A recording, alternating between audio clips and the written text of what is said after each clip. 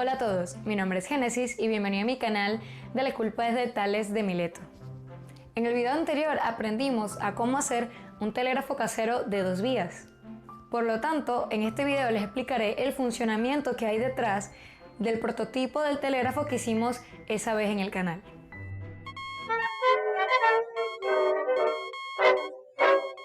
Primero que nada, necesitamos entender cuáles son los conceptos de algunos elementos que componen al telégrafo para así poder entender su funcionamiento. Comenzaremos explicando la física detrás de un electroimán, que como su nombre lo indica, es un dispositivo que nos ayuda a crear un campo magnético a través de una corriente eléctrica. Es decir, vamos a generar un imán en consecuencia de una corriente eléctrica que fluye, un electroimán. Ahora examinemos un poco más profundo lo que acabo de decir. Debemos iniciar definiendo algunos conceptos básicos, como el de campo eléctrico, que nos indica la región en el espacio donde interactúa la fuerza eléctrica. Es decir, es el campo de acción de una carga eléctrica, ya sea un protón o un electrón. En este campo podremos percibir diferentes fuerzas eléctricas que dependerán según las cargas eléctricas que estén interactuando entre sí. Es por eso que podremos ver tanto fuerzas de atracción como de repulsión. También tenemos el concepto de campo magnético, que es el fenómeno que se produce cuando una carga eléctrica está en movimiento. Y es distinto al campo eléctrico debido a que el campo eléctrico es puntual, ya que si imaginamos una carga estática y otra carga de prueba ubicada en su área de acción, la carga de prueba sentirá siempre la misma fuerza de atracción o de repulsión. Pero la situación es distinta cuando tenemos una carga en movimiento y acercamos de nuevo otra carga de prueba, ya que ahora ésta sentirá distintas fuerzas al pasar el tiempo. Por eso debemos saber diferenciar entre el campo eléctrico y el campo magnético, ya que el campo eléctrico es una fuerza eléctrica que ejerce una carga, ya sea de atracción o de repulsión. Es decir, es producido por una partícula cargada que podemos aislar.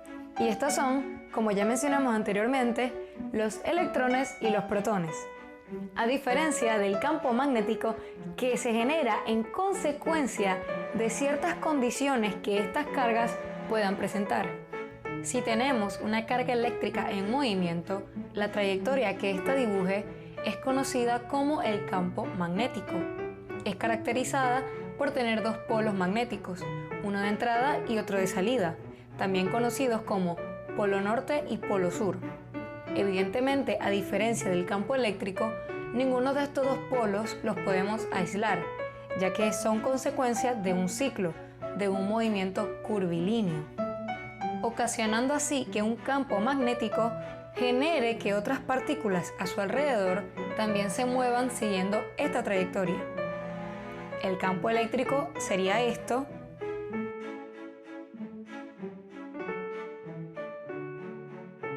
mientras que el campo magnético sería esto.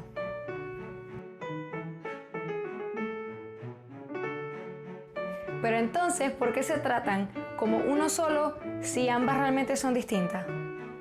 Esto es debido a que las partículas tienen una propiedad cuántica llamada spin, la cual los dota de movimiento. Y todo lo que nos rodea, y hasta nosotros mismos, estamos compuestos por estas cargas que están en movimiento.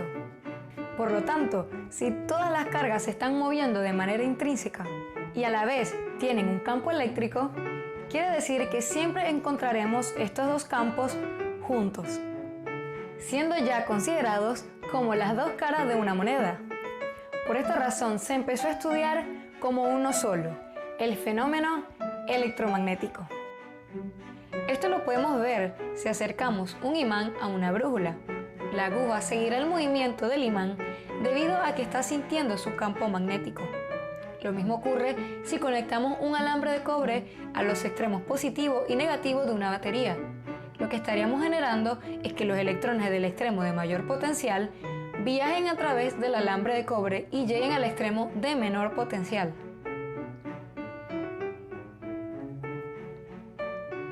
En el flujo de estos electrones, los mismos se están desplazando juntos y moviéndose en una sola dirección. Si acercamos una brújula, podemos ver que la aguja de la brújula se desvía hacia la dirección del alambre de cobre. Esto sucede porque estamos poniendo en movimiento un grupo de cargas eléctricas que tienen un spin. Es decir, que cada electrón es un pequeño imán debido a que tiene líneas de campo que entran y salen, o sea, que tienen un polo norte y un polo sur, haciendo así que se genere un campo magnético debido a la distorsión del campo eléctrico de cada electrón que está en movimiento. Sin embargo, no pienso ahondar más en este tema, ya que no es el propósito de este video en sí, pero eventualmente haré una serie de videos explicando el fenómeno electromagnético. Entendidos los puntos anteriores, ahora podemos dar paso a la explicación del electroimán. El electroimán consiste en un gran número de espiras de alambre, muy próximas entre sí, que crean un campo magnético con una fuerza neta superior, debido a que la forma selenoide del mismo hace que con cada espira los campos se sumen, incrementando así la fuerza que ejerce al medio y sea capaz de atraer materiales ferromagnéticos. Si realizamos esta bobina y la conectamos a los extremos de una batería, podremos ver cómo podemos atraer ciertos materiales, como si fuera un imán. Pero al momento que desconectamos un extremo de la batería, cortando así el flujo de electrones por el alambre de cobre, esta pierde progresivamente ese efecto, ocasionando que ya no traiga más al material. Por eso podemos observar que el electroimán funciona como un imán solo cuando está conectado a la batería, es decir, cuando tiene corriente fluyendo. Pero al momento de desconectarla, que ya no hay más electrones, esta propiedad se pierde. Ahora sí, entendido todo esto, podemos explicar cómo funciona un telégrafo. Y partiremos de lo último que dijimos, que según conectemos o desconectemos la batería, podemos activar o desactivar el campo magnético del electroimán, es decir, podemos atraer y dejar de atraer los materiales a su alrededor, abriendo o cerrando el circuito. Como podemos ver, si conectamos el cable caimán-caimán a la batería, el circuito está cerrado y podemos ver cómo la corriente circula por todo el circuito, haciendo que el electroimán funcione y así atrayendo a los objetos. Si desconectamos el cable, el circuito está abierto y no hay corriente circulando, por lo tanto no atrae a los objetos. Ahora hagamos esto un poco más complicado. En vez de activar el electroimán directo de la batería, ¿por qué no ponemos un obstáculo en medio, como un pulsador? Conectamos el cable caimán-caimán a un tornillo, que estará actuando como una extensión. La corriente que viaja a través del extremo del alambre y por el cable caimán-caimán ahora viaja por el alambre, el cable y ahora por el tornillo. Y buscaremos otro cable caimán-caimán y lo conectaremos a la batería. Y después lo conectaremos al pulsador. Ahora vemos que los dos extremos del electroimán, que antes eran el polo de la batería y el cable caimán-caimán, ahora con estos obstáculos obtenemos que ahora los extremos de este circuito son el tornillo y el pulsador. Por lo tanto, si yo cierro el pulsador, estamos cerrando el circuito. Por lo tanto, estamos activando el electroimán, justo como estábamos haciendo antes, solo que con más obstáculos de por medio. Aquí podemos ver el funcionamiento de un telégrafo de una vía. Tengo este aparato o pulsador que envía la señal y el electroimán la recibe. Ahora, ¿cómo hacemos para transformar esta idea en un telégrafo de dos vías?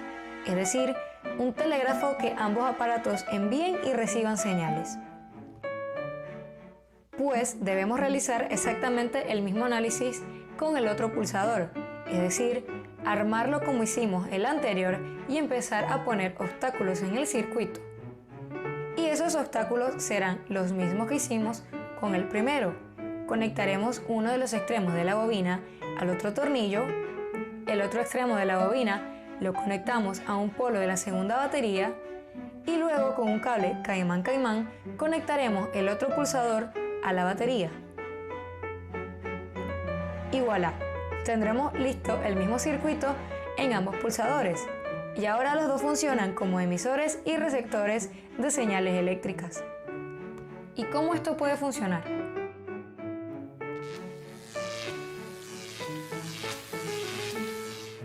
Pues al cerrar uno de los pulsadores y hacer contacto con el tornillo, estamos cerrando el circuito contrario.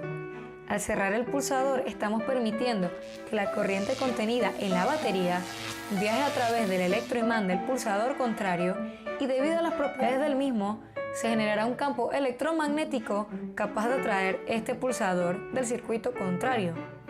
Y al atraer este otro pulsador y que se genere también el contacto con el tornillo, ahora el circuito inicial también se cierra, permitiéndonos así recibir y enviar señales con ambos pulsadores por igual. Y listo, ya tendríamos nuestro telégrafo casero. Y sin nada más que decir, si te gustó el video, dale me gusta, suscríbete y recuerda visitar mi página web de La Culpa es de Tales de Mileto, donde hay contenido que sé que te va a gustar.